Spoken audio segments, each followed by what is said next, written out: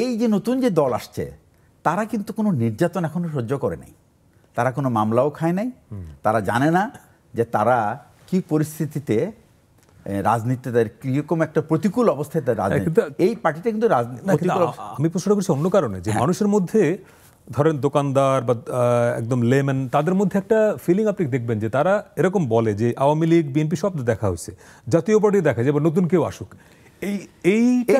এটা একটা আমি বলবো যে এটা একটা মানে স্লোগান।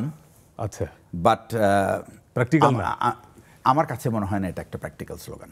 আচ্ছা, বিকজ আপনি দেখেন এই যে পার্টিরাই যারা এই রাজনীতিতে দীর্ঘদিন ধরে আছে এদের থেকেও তো পুরনো রাজনীতিবিদরা যারা অনেক মেধাবী রাজনীতিবিদ আছে, মান্না ভাই আছেন, মুজাহিদুল ইসলাম সেলিম ভাই আছেন, এর আগে রাশেদ খান মেনন ছিলেন, ইউনুস ছিলেন, ওনারা তো অনেক প্রতিষ্ঠিত রাজনীতিবিদ, ওনারা তো জ্ঞানে গুণে কিন্তু তারা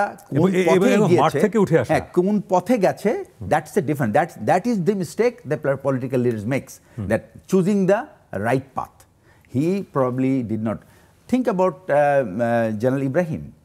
উনি অলমোস্ট প্রায় 16 বছর উনি বিএনপির সঙ্গে ছিলেন। He made a very wrong decision at the end and he just landed up into trouble.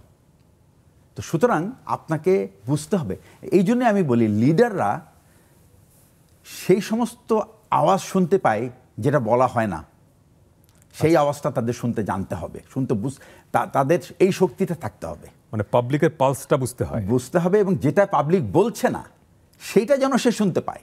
যেটা বলছে সেটা তো শুনছেই, বা যেটা বলছে না পাবলিক ওইটা শুনতে হবে। আমি মনে করি রাজনীতিবিদরাই 24-এর রাজনীতি কিন্তু অলরেডি পরিবর্তন হয়ে গেছে।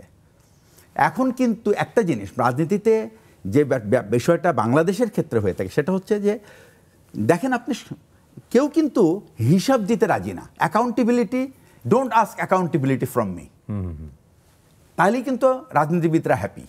বাট এখন কিন্তু অ্যাকাউন্টেবিলিটি দিতে হবে, ইভেন তার পার্টির কর্মীর কাছেও দিতে হবে। বিএনপির কর্মীরাও কিন্তু এখন তাদের নেতাদেরকে প্রশ্ন করবে, বলছেন আপনি, করছে না তো এখন করছে না, বাট যখন করার পরিস্থিতি হবে এখন তো তারা same board, they are in the same board, nobody is in power, বিএনপিও পাওয়ারে না, কেউ পাওয়ারে না, পাওয়ারে আসলে সব ঠিক হয়ে যাবে না। এখন ব্যাপারটা হলো কি, এটা কিন্তু একটা কালচারের ব্যাপার। আমি আপনাকে প্রথম কথা বলি, সেটা হচ্ছে যে পলিটিক্যাল পার্টি সাধারণত দুই ধরনের, একটা হলো ক্যাডার বেস পলিটিক্যাল পার্টি, একটা হলো ম্যাস বেস পলিটিক্যাল পার্টি। বাংলাদেশে কিন্তু এই ক্যাডার বেস পলিটিক্যাল পার্টির সংখ্যা কিন্তু খুবই কম, আর বাকি সবাই কিন্তু mass base political party. Mass base political পার্টির প্রবলেম হলো their actions are not accountable and the leaders do not have the right control on them. আচ্ছা, that is the reason এই প্রবলেম কি Awami League BNP both not only Awami League BNP, আপনি দেখেন প্রত্যেকটা party, এই যে এখন যে সময় নতুন পার্টি হচ্ছে সবাই কিন্তু কমিটি ডিক্লেয়ার করছে।